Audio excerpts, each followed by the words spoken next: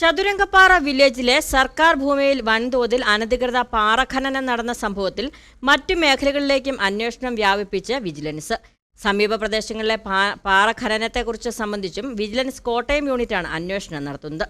സംഭവത്തിൽ റവന്യൂ ഉദ്യോഗസ്ഥർക്ക് പങ്കുണ്ടെന്ന കണ്ടെത്തലിൽ കഴിഞ്ഞ ദിവസം ചില ഉദ്യോഗസ്ഥരിൽ നിന്നും വിജിലൻസ് സംഘം നേരിട്ടെത്തി വിവരങ്ങൾ ശേഖരിച്ചിരുന്നു. ചതുരംഗപ്പാറ വില്ലേജ് പരിധിയിൽ സർക്കാർ ഭൂമിയിൽ നടന്ന അനധികൃത പാറഖനനത്തിൽ സർക്കാരിന് 1 കോടിയിലധികം രൂപയുടെ നഷ്ടമാണ് ഉണ്ടായതെന്നാണ് വിജിലൻസിന്റെ പ്രാഥമിക വിലയിരുത്തൽ. കോട്ടയം വിജിലൻസ് യൂണിറ്റ് നടത്തിയ പരിശോധനയിലാണ് കണ്ടെത്തൽ. ഇടുക്കി ദേവികുളം സ്വദേശിയുടെ പരാതിയിലാണ് വിജിലൻസ് അന്വേഷണം നടത്തുന്നത്. മുൻപ് നടത്തിയ അന്വേഷണത്തിൽ പാറ പൊട്ടിച്ച് കടത്തിയതിന് മൂവാറ്റുപുഴ സ്വദേശികൾക്കെതിരെ 12 ലക്ഷം രൂപ പിഴയിട്ടിരുന്നു.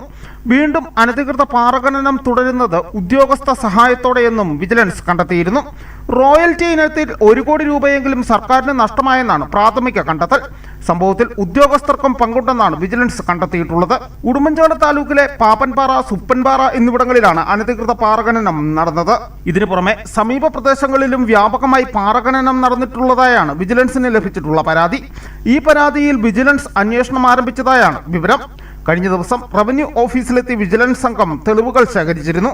അന്വേഷണത്തിൽ പ്രാഥമികമായി കണ്ടെത്തിയിട്ടുള്ളത് ചെറിയ ക്രമക്കേടുകളാണെന്നും ഭീമൻ ക്രമക്കേടുകൾ ഇനിയും കണ്ടെത്തേണ്ടതുണ്ടെന്നുമാണ് പൊതുപ്രവർത്തകരുടെയും ആവശ്യം. News bureau, Udumbanchola.